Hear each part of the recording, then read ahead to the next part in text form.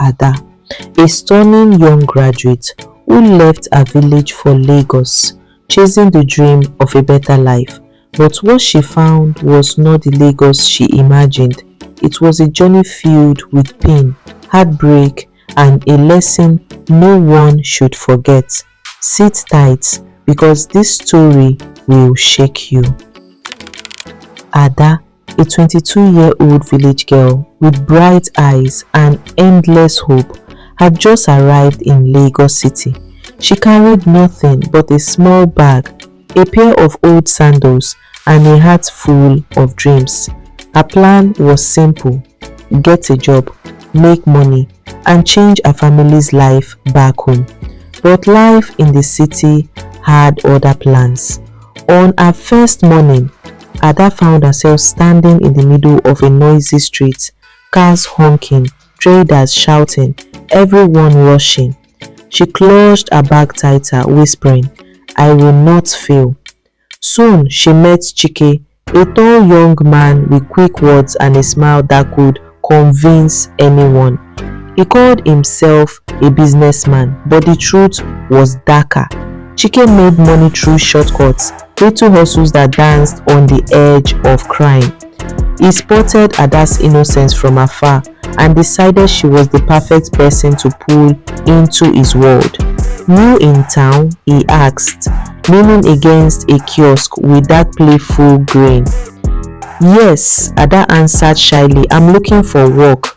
Chike chuckled. "Work? In this city, work doesn't pay. But hustle puts food on your table." At first, Ada didn't understand what he meant.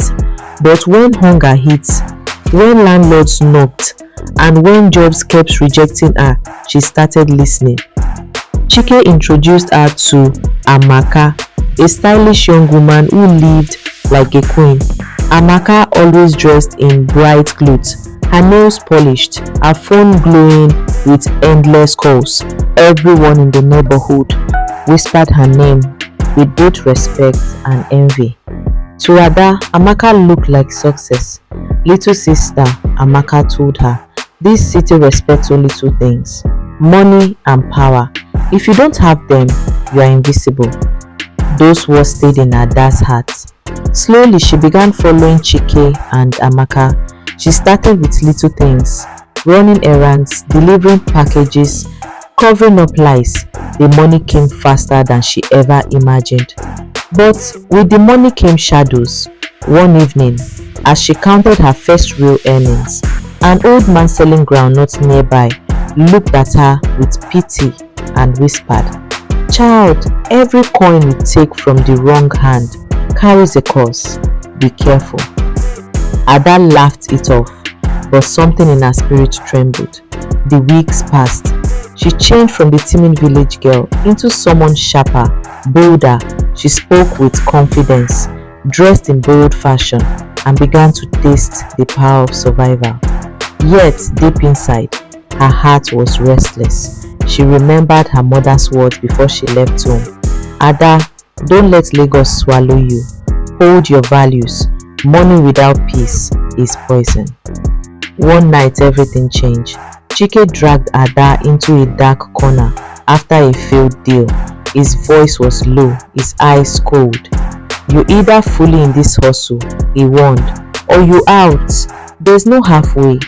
Ada's breath shook. For the first time, she saw the danger behind his charm.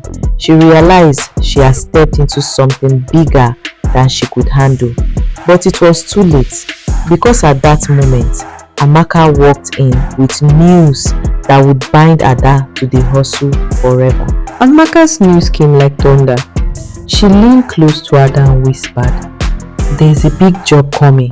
If we succeed, we will all be rich, but you must be ready." Ada's chest tightened. She had only just begun to adjust to the city, yet now she was being asked to dive deeper into the very hustle that scared her. That night, Ada couldn't sleep. She lay awake in her small rented room, staring at the cracked ceiling. The old man's words echoed in her head. "Every coin you take from the wrong hand carries a curse." But hunger, bills, and the fear of going back home empty-handed pushed her thoughts in another direction. Maybe just this one time, she told herself, then I will stop. The next day, Chike introduced her to the plan. We are going to help some clients move money, he explained smoothly. All you have to do, Ada, is show up, smile, and play along. Nobody will suspect you. Ada's heart raced. She wanted to say no, but Amaka's voice was firm. Don't be naive, Ada. In this city, nobody survives on honesty alone. If you don't take your chance, someone else will. So, she agreed. The job started small, meeting strangers, signing papers she didn't fully understand, carrying envelopes she never dared to open. Each time, the pay grew bigger. Each time, her fear grew stronger. And soon, Ada began to change. She no longer dressed in second-hand clothes. She wore fine shoes and carried a new bag. The girl who once whispered prayers in her heart now laughed at the idea of waiting for miracles. She felt powerful, almost untouchable, but power always attracts danger. One evening, after a successful deal, the group celebrated in Amaka's apartment. Music blasted, laughter filled the air, and bottles were raised high. But suddenly, there was a loud knock on the door. The room froze. Chike peeked through the window, his face pale. It's the police, he hissed. Everyone panicked. In the chaos, Ada's hands shook so badly, she almost dropped the envelope she was hiding. They managed to escape through the back, running breathlessly into the night. That night, Ada's world shifted again. She realized this life was not only about money, it was also about running, lying, and constantly looking over your shoulder. Still, when morning came and the sun rose over Lagos, Amaka smiled and said, "See, we made it. This is the life, Ada. Danger, yes, but sweet rewards." But Ada wasn't so sure anymore. She looked at the city skyline and felt a weight pressing on her chest. She thought of her mother's warning again. She thought of home. She thought of peace. Yet, just as she was considering pulling away, Chike returned with another plan. This time, bigger, riskier, and impossible to refuse. "Ada," he said firmly, "this one will set us all free. After this, you will never need to struggle again." Her heart pounded. Something told her this job could either make her or destroy her forever. And once again, she was standing at a crossroads.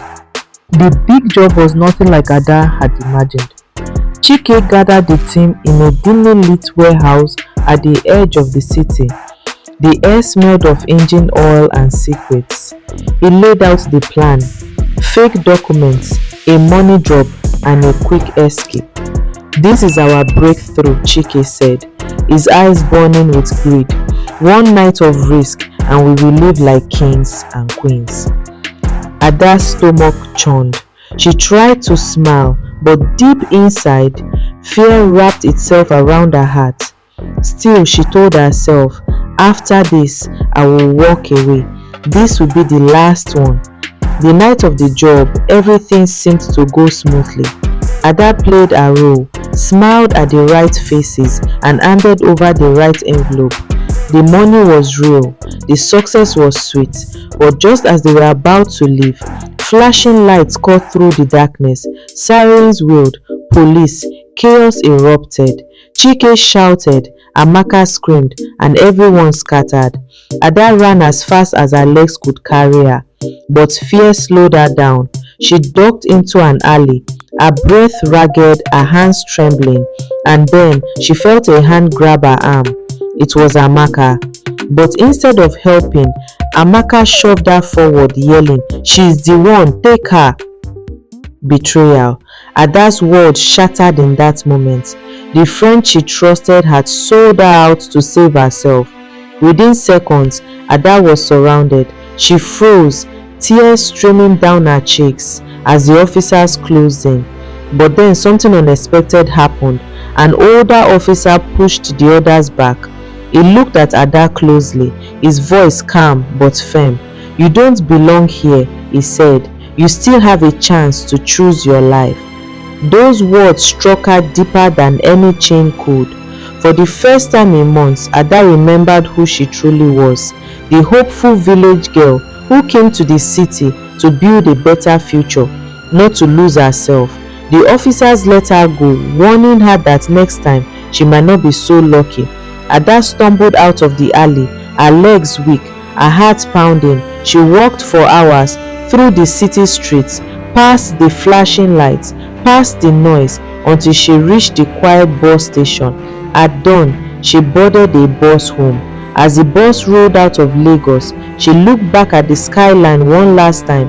Tears filled her eyes, but this time they were tears of release. She whispered to herself, "Lagos didn't swallow me. I almost lost myself, but I am living with my soul." Back in her village, her mother embraced her tightly. Ada had no riches to show, no gold or fancy clothes, but she had something greater, peace. And that day, she made a vow. She would find honest ways to rise, even if it took longer, because true success is not how fast you climb, it's how clean your hands are when you reach the top.